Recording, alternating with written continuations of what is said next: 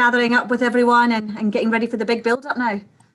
Yeah, it's been good, apart from bringing the Scottish weather over with us. You know, since we landed, it's been cloudy, raining, but the facility's magnificent.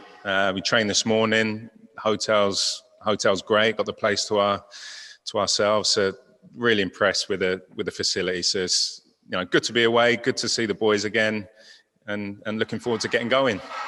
Does it all feel a bit real now?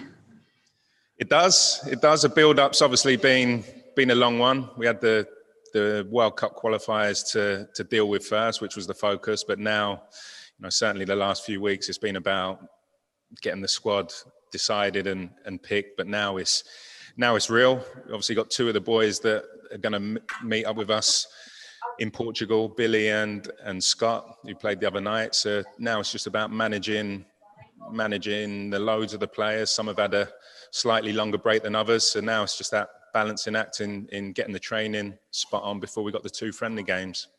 How important do you think these two games are in your preparations? Yes, it's a big part.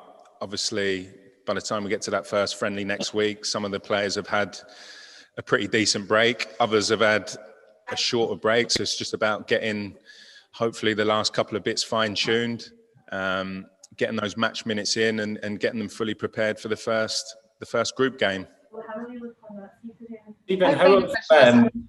Stephen, how have things changed in terms of when you went away with Ireland in 2002, in terms of these camps now and the rigours that the players have to go through and the preparation you have to put in?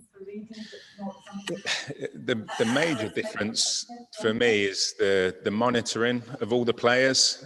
Obviously, the players that have finished a couple of weeks ago, we've got, you know, the GPS, the sports science, and the head of performance here have been in touch and in contact with the clubs and liaising with them, and it's a lot more of that, a lot more detail in what the players are doing, keeping an eye on managing their training loads. But apart from that, it's quite similar. It's just those sort of details behind the scenes, if you like, with bigger staffs, bigger sports science departments, bigger performance departments, and that real emphasis on keeping everyone fit before the tournament. So keeping that harmony as well. Well, I mean, we all remember the stories of 2002, but how key is building that sort of camaraderie or continuing the camaraderie that you've already built up? Yeah, it's huge. I think that's there now. It's not been easy in getting to that stage over the last couple of years where it kind of feels like a club environment. I think that's built up over time with a familiar reality. Can't even speak. The players being familiar with themselves because they've been in, you know, it's been a pretty settled squad now over the last year to 18 months. There's not been too many changes. And you can just sense the feeling when they come into the squad now and meet up, similar to when I was involved in those island squads. You know, players would want to fly over a day or two early before we had to officially meet up. And I think that's the same situation here now. The players, you know, even last night when we had our first get together, you know, they're hanging around that little bit longer. They're staying together. They're, you know, talking amongst themselves. The phones are not out like we could argue has become a little bit of a problem in recent years. You know, too many phones knocking about, not as much interaction. But I think with this group, when they get together, they like to spend some quality time with each other.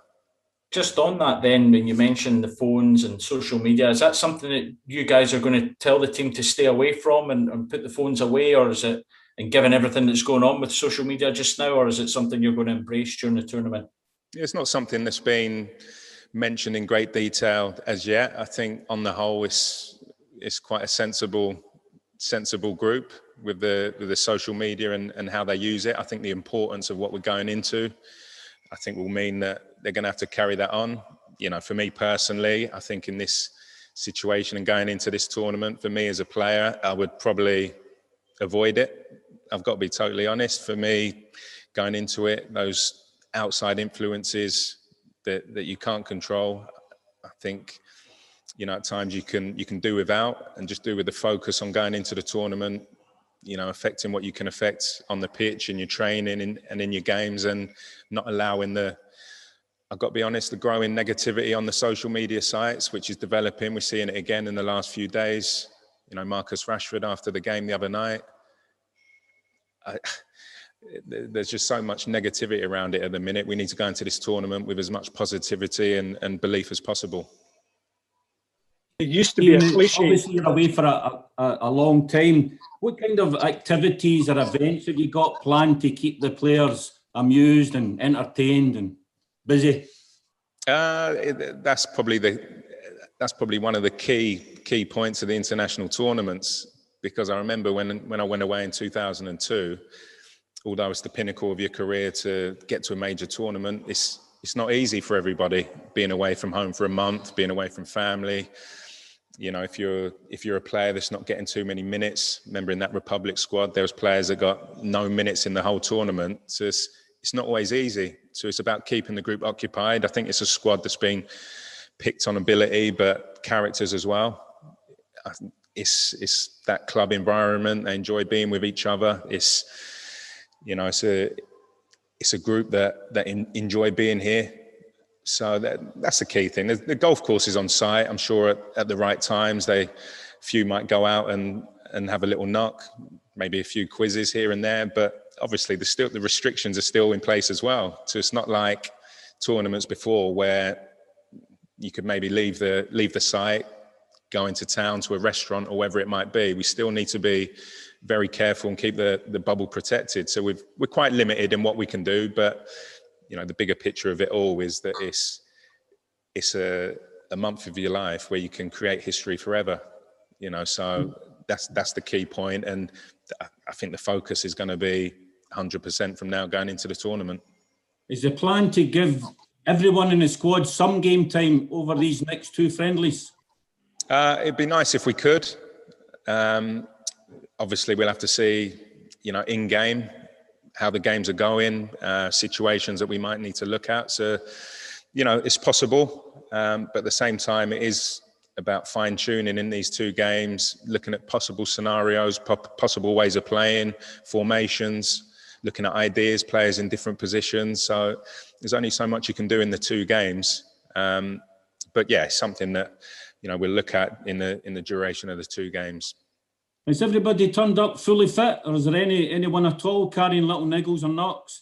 No, everyone's fit. There's one or two that had a couple of minor issues at the back end of last season that have sort of managed their way through and have been doing their work at the clubs. But everyone's here, everyone's fit. Obviously, just waiting on the two boys, Billy and Scott, that will join us in Portugal. But apart from that, it's a fully fit squad, and you know, I'd be very shocked if it wasn't a very empty physio room. Fingers crossed it stays empty, but I'm hopeful and pretty sure that physio room will be staying pretty empty over the next few weeks. Stephen, you touched on the golf course there. Can you just tell us a little bit about the resort you're staying at, why you've picked there, why Spain?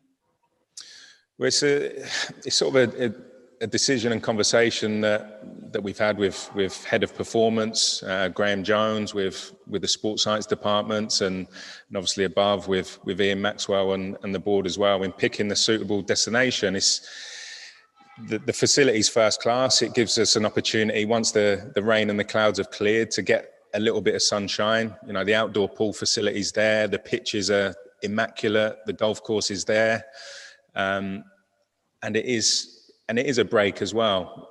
It's a break getting away from the players' usual environment. You know, hopefully for some it will feel like that bit of a breakaway, because some have only been off now for a few days. So coming away to somewhere like this, hopefully a little bit of sunshine, hopefully the lads will get plenty of downtime to just relax and chill, whether it is a little knock of golf, or, you know, the outdoor pool facilities there. So sometimes by just staying on site where we usually train, you know, back in Scotland, it doesn't give you that feel of actually being away and having that total break away from the rigours of a long, tough season. Just wanted to quickly ask as well about the new boys, David Turnbull, Nathan Patson. How have they settled in this morning? Yep, been good. Nice bright session this morning. Obviously, still Billy to come in of that new group, but it's nice to freshen the group up as well with a couple of the younger players. I remember a similar sort of situation while I was playing for the Republic, there was a group of younger players that came into the senior setup that hopefully added a little bit of energy, fighting for positions as well. Make no mistake about that. The players are not just going to be wanting to turn up and be bit part players. The manager said it himself that everyone's here to fight for their place. And, already seeing in the session this morning, very little nerves from the younger players, keen to get on the ball, keen to show the manager and us staff what they can do. So nice positive start. Stephen, Netherlands and Luxembourg in friendlies, how important are results going to be in those games?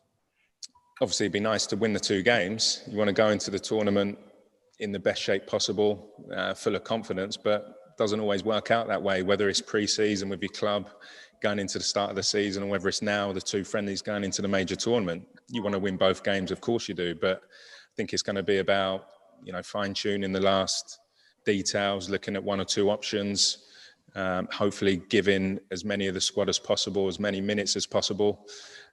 Again, some have had a longer break than others, so maybe it's a case of some playing a little bit longer than others, but yeah, we want to go into both games. We want to go into the tournament confident. We want to win both games, but ultimately it's a bit of a fitness exercise as well, getting those match minutes in before the tournament.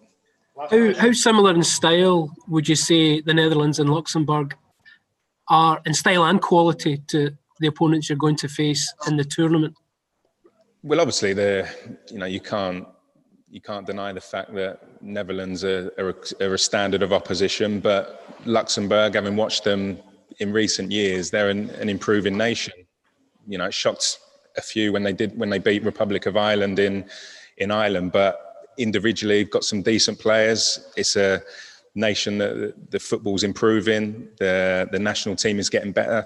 Obviously, there'll be more household names and a higher level of player with the Netherlands. So both are going to be equal tests. You're probably going to the 2 games with expectations from outside with the 2 games, but we're going to obviously treat both oppositions as really tough encounters. 2 good games for us going into the tournament, and also a couple of things that might actually link to what we're going to face in the group stages. Stephen, you've worked with Steve Clarke longer than most in the squad. What is it about his style of coaching and style of management that has got Scotland to these finals? Can you sum up what he's like, please? I think I mentioned it in a couple of press conferences ago. It's that calmness. Never see him fazed by anything. It doesn't give much away.